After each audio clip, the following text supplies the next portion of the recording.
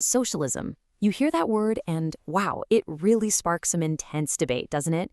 It's a system that sharply divides opinions all over the world. So in this explainer, we're going to break down what it actually is, where it came from, and why it's so controversial. Let's get right into it. Okay, so at the very heart of this whole debate, you've basically got two completely opposite ideas clashing.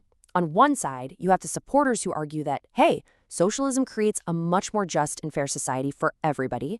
But then on the other side, you've got critics warning that it just totally destroys the incentive for people to innovate and work hard.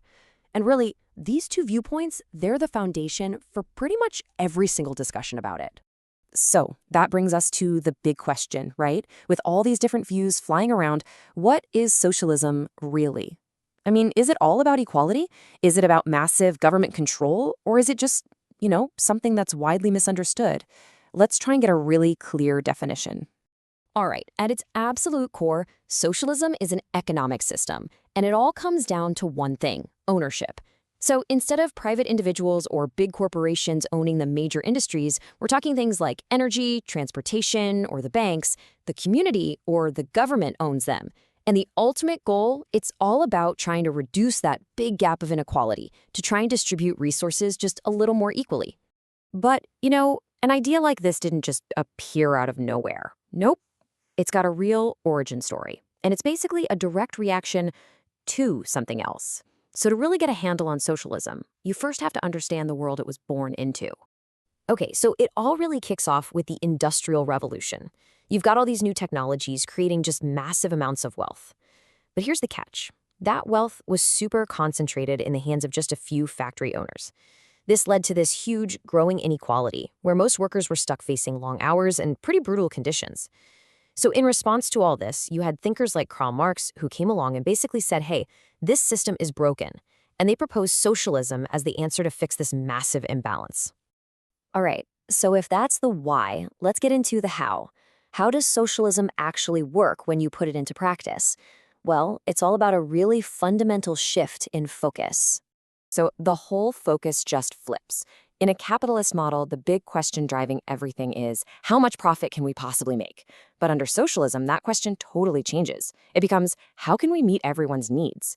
So instead of profits going into the pockets of private shareholders, the idea is that they're redirected back into society to pay for things like schools, healthcare for everyone, better roads, that kind of stuff.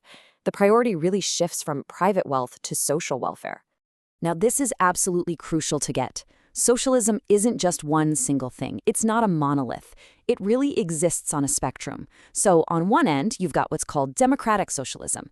In this version, you still have democracy, you still have private businesses, but they exist alongside some pretty strong government regulation and higher taxes that are used to fund big social programs. You can think of the models you see in places like Sweden or Norway, though, to be fair, they're really mixed economies. Then, way over on the other end of the spectrum, you have state socialism. This is where the government directly owns and controls pretty much all the major industries. And that's the model most people associate with, say, the former Soviet Union. And all of this brings us right back to that central conflict we kick things off with: the great debate, the supporters versus the critics. So let's put their main arguments side by side and see what they've got.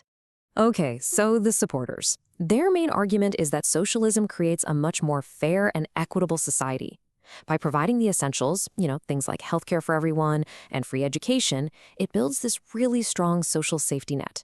The core idea here is all about prioritizing the security and stability of the whole group over the high-stakes risks and rewards of individual competition. But then you have the critics. They focus on the potential downsides. They argue, look, if you take away the chance to get massive rewards for success, you also take away the main reason people work hard, take risks, and innovate. The fear is that with less competition, progress just grinds to a halt. The economy gets sluggish and inefficient, and maybe worst of all, you end up concentrating way too much power in the hands of the government. So how does all this actually play out in the world we live in right now? To really get that, let's put socialism right next to its main counterpart, capitalism, for one last super clear comparison. Look, when you boil it all down, the core difference is pretty simple. Capitalism, that's all about private ownership and the drive for profit. Socialism, that's about public ownership with a focus on equality. But, and this is the really important part for today, almost no country is 100% one or the other. Most modern economies are actually a mix, a blend of both. They're trying to find some kind of balance.